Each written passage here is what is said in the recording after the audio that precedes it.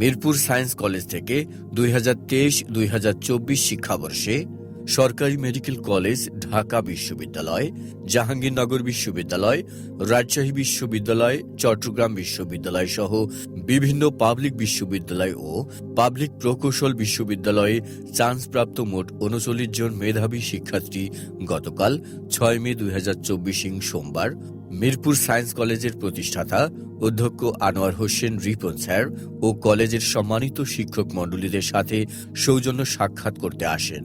এ সময় তিনি তাদের উদ্দেশ্যে বিভিন্ন দিক নির্দেশনামূলক কথাবার্তা বলেন।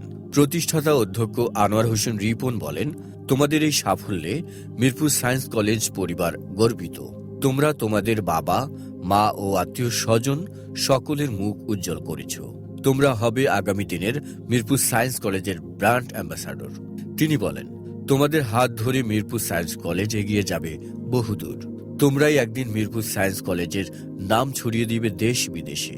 কৃতি শিক্ষার্থীদের আনন্দঘন মুহূর্ত ধরে রাখতে ভিডিও করা হয়।